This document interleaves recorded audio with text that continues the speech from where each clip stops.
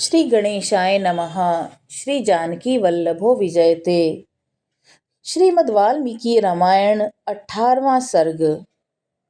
राजाओं तथा ऋषि श्रृंग को विदा करके राजा दशरथ का रानियों सहित पुरी में आगमन। श्री राम, भरत, लक्ष्मण, शत्रुघ्न के जन्म, संस्कार, शील स्वभाव एवं सद्गुण, राजा के दरबार में विश्वामित्र का आगमन और उनका सत्कार। महामना राजा दशरथ का यज्ञ समाप्त होने पर देवता लोग अपना अपना भाग ले जैसे आए थे वैसे लौट गए। दीक्षा का नियम समाप्त होने पर राजा अपनी पत्नियों को साथ ले सेवक, सैनिक और सवारियों सहित पुरी में प्रविष्ट हुए। भिन्न भिन्न देशों के राजा वीर महाराज दशरथ के द्वारा यथावत सम्मानित मुनिवर वशिष्ठ तथा ऋषि शृंग को प्रणाम करके प्रसन्नता पूर्वक अपने अपने देश को चले गए। अयोध्यापुरी से अपने घर को जाते हुए उन श्रीमान नरेशों के शुभ्र सैनिक अत्यंत हर्षमग्न होने के कारण बड़ी शोभा पा रहे थे। उन राजाओं की विदा हो जाने पर श्रीमान महाराज दशरथ ने श्रेष्ठ ब्राह्मणों को आगे करके अपनी पुरी में प्रवेश किया। राजा द्वारा अत्यंत सम्मानित हो ऋषि शृंग मुनि भी शांता के साथ अपने स्थान को चले गए। उस समय सेवकों सहित बुद्धिमान महाराज दशरथ कुछ दूर तक उनके पीछे पीछे उन्हें पहुंचाने गए थे। इस प्रकार उन सब अतिथियों को विदा करके सफल मनोरथ हुए राजा दशरथ पुत्रोत्पत्ति की प्रतीक्षा करते हुए वहां बड़े सुख से रहने लगे। यज्ञ समाप्ति के पश्चात जब 6 ऋतुएं बीत गईं, तब 12वें मास में चैत्र के शुक्ल पक्ष की नवमी तिथि को पुनर्वसु नक्षत्र एवं कर्क लग्न में कौशल्या देवी ने दिव्य लक्षणों से युक्त सर्वलोक वंदित जगदीश्वर श्री राम को जन्म दिया। उस समय सूर्य, मंगल, शनि, गुरु और शुक्र ये 5 ग्रह अपने अपने उच्च स्थान में विद्यमान थे। वे विष्णु स्वरूप हविष्य या खीर के आधे भाग से प्रकट हुए थे। कौशल्या के महाभाग पुत्र श्री राम इक्ष्वाकु कुल का आनंद बढ़ाने वाले थे। उनके नेत्रों में कुछ कुछ लालिमा थी। उनके होठ लाल, भुजाएं बड़ी बड़ी और स्वर दुंदुभी के शब्द के समान गंभीर था। उस अमित तेजस्वी पुत्र से महारानी कौशल्या देवी की बड़ी शोभा हुई, ठीक उसी तरह जैसे सुरश्रेष्ठ वज्रपाणी इंद्र से देव माता अदिति सुशोभित हुई थीं। उसके बाद केकई से सत्य पराक्रमी भरत का जन्म हुआ, जो साक्षात भगवान विष्णु के स्वरूप भूत पायस खीर के चतुर्थांश से भी न्यून भाग से प्रकट हुए थे। ये समस्त सद्गुणों से संपन्न थे। इसके बाद रानी सुमित्रा ने लक्ष्मण और शत्रुघ्न इन 2 पुत्रों को जन्म दिया। ये दोनों वीर साक्षात भगवान विष्णु के अर्धभाग से संपन्न और सब प्रकार के अस्त्रों की विद्या में कुशल थे। भरत सदा प्रसन्न चित्त रहते थे। उनका जन्म पुष्य नक्षत्र और मीन लग्न में हुआ था। सुमित्रा दोनों पुत्रों आश्लेषा नक्षत्र और कर्क लग्न में उत्पन्न हुए थे। उस समय सूर्य अपने उच्च स्थान में विराजमान थे। राजा दशरथ के चारों महामनस्वी पुत्र पृथक पृथक गुणों से संपन्न और सुंदर थे। ये भाद्रपदा नामक 4 तारों के समान कांतिमान थे। इनके जन्म के समय गंधर्वों ने मधुर गीत गाए, अप्सराओं ने नृत्य किया, देवताओं की दुंदुभी बजने लगी और आकाश से फूलों की वर्षा होने लगी। अयोध्या में बहुत बड़ा उत्सव हुआ। मनुष्यों की भारी भीड़ एकत्र हुई। गलियां, सड़कें लोगों से खचाखच भरे थे। बहुत से नट और नर्तक वहां अपनी कलाएं दिखा रहे थे। वहां सब और गाने बजाने वाले और दूसरे लोगों के शब्द गूंज रहे थे। दीन दुखियों के लिए लुटाए गए सब प्रकार के रत्न वहां बिखरे पड़े थे। राजा दशरथ ने सूत, मागध, बंदीजनों को देने योग्य पुरस्कार दिए और ब्राह्मणों को धन एवं शस्त्रों गोधन प्रदान किए। 11 दिन बीतने पर महाराज ने बालकों का नामकरण संस्कार किया। उस समय महर्षि वशिष्ठ ने प्रसन्नता के साथ सबके नाम रखे। उन्होंने ज्येष्ठ पुत्र का नाम राम रखा। श्री राम महात्मा परमात्मा थे। केकई कुमार का नाम भरत और सुमित्रा के एक पुत्र का नाम लक्ष्मण और दूसरे का शत्रुघ्न निश्चित किया। राजा ने ब्राह्मणों, पुरवासियों और जनपद वासियों को भी भोजन कराया। ब्राह्मणों को बहुत से उज्जवल रत्न समूह दान दिए। महर्षि वशिष्ठ ने समय समय पर राजा से उन बालकों के जात कर्म आदि सभी संस्कार करवाए थे। उन सब में श्री रामचंद्र जी ज्येष्ठ होने के साथ ही अपने कुल की कीर्ति ध्वजा को फहराने वाली पताका के समान थे। वे अपने पिता की प्रसन्नता को बढ़ाने वाले थे। सभी भूतों के लिए वे स्वयंभू ब्रह्मा जी के समान विशेष प्रिय थे। सभी भूतों के लिए वे स्वयंभू ब्रह्मा जी के समान विशेष प्रिय थे। राजा के सभी पुत्र वेदों के विद्वान और शूरवीर थे। सब के सब लोग हितकारी कार्यों में संलग्न रहते थे। सभी ज्ञानवान और समस्त सद्गुणों से संपन्न थे। उनमें भी सत्य पराक्रमी श्री रामचंद्र जी सबसे अधिक तेजस्वी और सब लोगों के विशेष प्रिय थे। वे निष्कलंक चंद्रमा के समान शोभा पाते थे। उन्होंने हाथी के कंधे और घोड़े की पीठ पर बैठने तथा रथ हाँकने की कला में भी सम्मानपूर्ण स्थान प्राप्त किया था।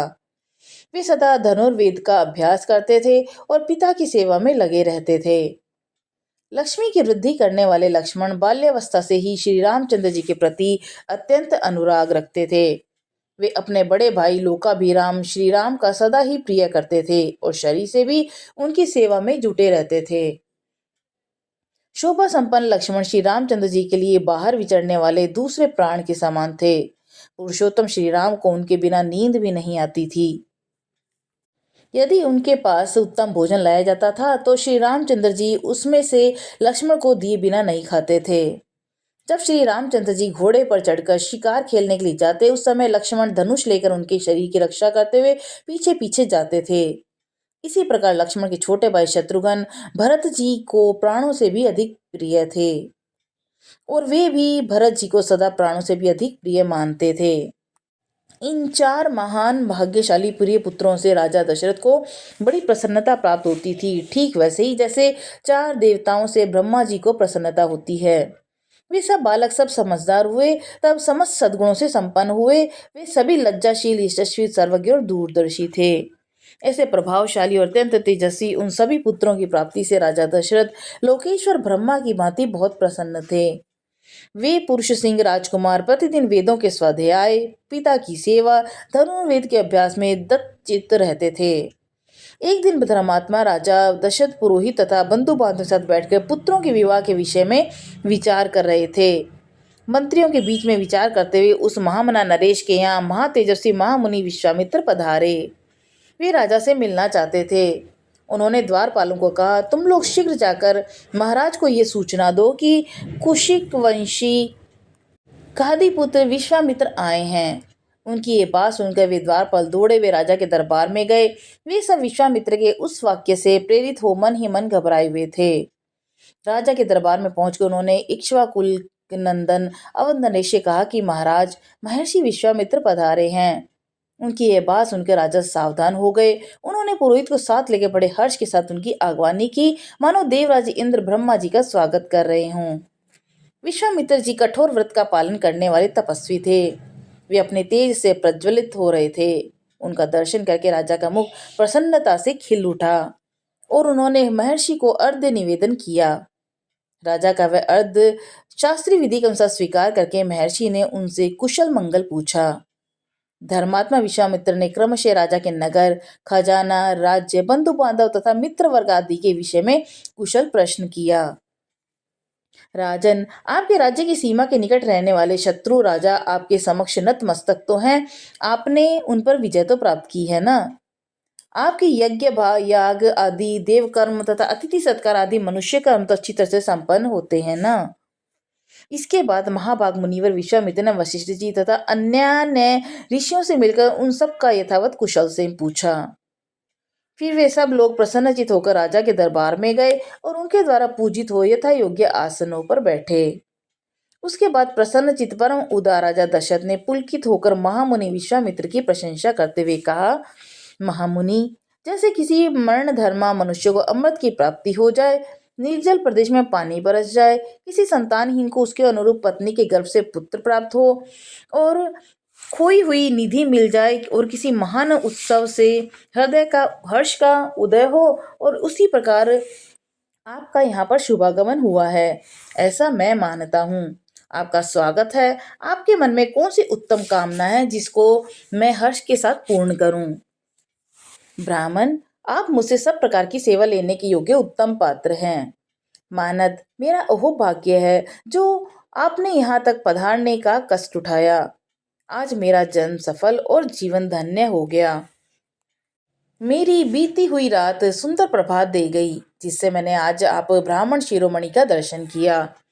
पूर्व काल में आप राजर्षि शब्द से उपलक्षित होते थे, फिर तपस्या से अपनी अद्भुत प्रभा को प्रकाशित करके आपने ब्रह्मर्षि का पद पाया। अतः आप राजर्षि और ब्रह्मर्षि दोनों ही रूपों में मेरे पूजनीय हैं। आपका जो यहाँ मेरे समक्ष शुभागमन हुआ है यह परम पवित्र और अद्भुत है। प्रभु, आपके दर्शन से आज मेरा घर तीर्थ हो गया।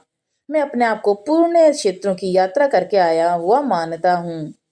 बताइए, आप क्या चाहते हैं? आपके शुभागमन का कोई शुभ उद्देश्य है? उत्तम व्रत का पालन करने वाले महर्षि, मैं चाहता हूँ कि आपकी कृपा से अनुग्रहित होकर आपके अभीष्ट मनोरथ को जान लूं और अपने अभ्युदय के लिए उसकी पूर्ति करूं। कार्य सिद्ध होगा या नहीं, ऐसे संशय को अपने मन में स्थान न दीजिए।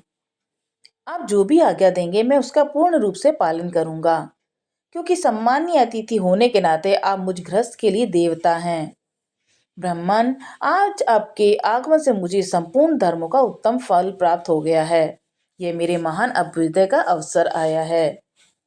मनस्वी नरेश के कहे हुए विनय युक्त वचन, जो हृदय और कानों को सुख देने वाले थे, सुनकर विख्यात गुरु और यश वाले शम दम आदि सद्गुणों से संपन्न महर्षि विश्वामित्र अत्यंत प्रसन्न हुए। इस प्रकार वाल्मीकि निर्मित आशु रामायण आदि काव्य के बाल कांड में 18वां सर्ग पूरा हुआ।